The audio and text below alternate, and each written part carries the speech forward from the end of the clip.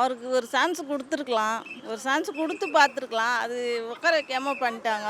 அதெல்லாம் நல்ல விஷயமே இல்லை. ஒரு மக்களுங்களாம் எதிர்பார்க்குறாங்க விஜய் சார் வந்து உட்காரணும்னு. நாங்கள் என்னமோ சொன்னாங்க, மக்கள் தேர்ந்தெடுத்தவர் ஒண்டி அவர் ஆட்சி அமைக்க முடியும் சொன்னால் எங்களுக்குலாம் ரொம்ப ஆதங்கமாக இருக்குது தெரியுமா. ஏன்னா நாங்கள் அவர் அவ்வளோ இது பண்ணி பார்த்தோம். ஏன்னா இவ்வளோ ஆட்சி நடந்து ரெண்டே கட்சி தான் இதுக்கோ வாழ்ந்துக்கினே போனோமா. புதுசாக ஒண்டி வரக்கூடாதா. நாங்கள் ஒரு மாற்றத்தை ஏற்பட்டதுனால நாங்கள் போட்டு வர வச்சிருக்கோம். ஆனால் மக்கள் ஓட்டுக்கான இதுவே கிடையாது. இதில் நாங்கள் எவ்வளோ ஆசைப்பட்டோம் தெரியுமா. அவர் நல்லவர், நிஜமா நல்லவர். நாங்கள் லேடிஸ் ஓட்டு புது கட்சி ஓட்டுலாம் வாக்காளர் ஓட்டுலாம் கிடையாதுமா. வயசானவங்களே போட்டிருக்காங்க, நாங்களே போட்டிருக்கோம் விஜய்க்கு ஓட்டு. புது கட்சி தான், புது ஐடி கார்டு, புது ஓட்டர் ஐடிலாம் வந்து இங்க போடல, எல்லாமே தான் போட்டிருக்காங்க. புது மாற்றம் வரணும் தான் நாங்கள் ஒரு புதுசாக ஒன்றிய வர வச்சிருக்கோம். அதுக்கு அந்த சொன்னாங்கல்லம்மா திமுக ஏடிஎம்கே ஒன்னா சேரணும். எம்ஜிஆர் வந்து அவங்க துரோகம் பண்ணாங்கன்னா கட்சியிலேருந்து விலகி தனியாக ஒரு ஆட்சி அமைச்சின்னு வந்தார். அதே தான் வாழையடி வாழையா வந்தது. எதிர்கட்சியாக தான் நிற்பாங்க. ஒன்னா சேர்ந்தாங்கன்னா இதெல்லாம் அந்த கட்சியில் இருக்கிறவங்களே விரும்ப மாட்டாங்கம்மா. யாருமே அவங்க ஒன்னா சேர்ந்துக்கணும் யாரும் விரும்ப மாட்டாங்க. அவர் வரணும் நாங்கள் எதிர்பார்த்து வர வச்சது.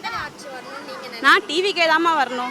அவர் வந்தால் புதுசு நடக்கும், எல்லாம் நடக்கும். எங்களுக்கு அவர் கொடுக்க வேண்டிய மானியம் எதுவுமே கூட தேவையில்லை. அவர் வந்து உட்காந்தாலே போதும் எங்களுக்கு. நாங்கள் அந்த மானியத்தை நம்பிலாம் யாருமே இல்லை. இப்போ எனக்கு கூட 1000 ரூபாய் மாசமானா வரல.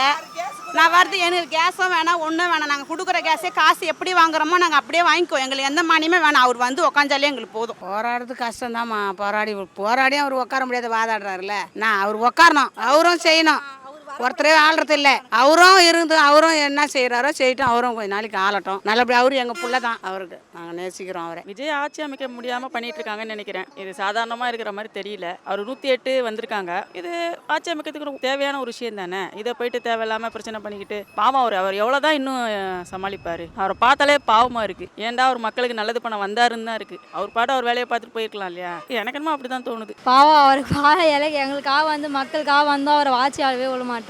அவர் ஜெயிச்சிட்டாரு, ஆனால் அதை ஆட்சி வளர மாட்டாங்கன்னு தெரில. அவர் 6 மாதம் கழிச்சு வந்து திருப்பி இதை வந்து இந்த கட்சிக்கு போனால் கூட அது ஆளுநருக்கு வந்து அவர் வந்து ஆண்டால் கூட 6 மாதம் கழிச்சு திருப்பி நாங்கள் அவரை தான் ஜெயிக்க வைப்போம். அதோட அசிங்கம் அந்த உலகத்தில் எதுவுமே இல்லை. அந்த மாதிரி கூட்டணி கட்சி வச்சா அதோட அசிங்கம் எதுவுமே இல்லை. அவங்களே 2 பேரும் மாற்றி பேசிப்பாங்களா. இப்போ அவங்களே கூட்டணி வச்சுப்பாங்களா. அதுனா ஆச்சு.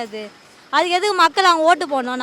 நாங்கள் ஓட்டே போடக்கூடாது. அதுக்கு அவங்களே எடுத்துக்கலாமே. அதுக்கு நாங்கள் டிவிக்கு எதாவது வரணும்னு நினைக்கிறோம். ஏன்னா அவர் வந்து பெண்களுக்கு பாதுகாப்பு தரேன்னு சொல்லிக்கிறாரு. அதுக்கோசம் வந்து அவர் வரணும்னு நாங்கள் நினைக்கிறோம். எப்படி பார்க்குறோம், கொடுமையாக பார்க்குறோம். அவனுக்கு இது சோதனை தான். அவன் நல்லது செய்வான்ட்டு அவனை போட்டு உட்கார வச்சாச்சு, ஓட்டு போட்டு ஜெயிக்க வச்சு. விட்டுற வேண்டியதானே. அவனை எதுக்கு சும்மா போட்டு நோண்டின்னு இருக்கணும். அவன் ஆள்ட்டுமே, அவன் என்ன பண்ணுறான் பார்க்கலாம். விட வேண்டியது தானே. அவனுக்கு தெரியாதா என்ன.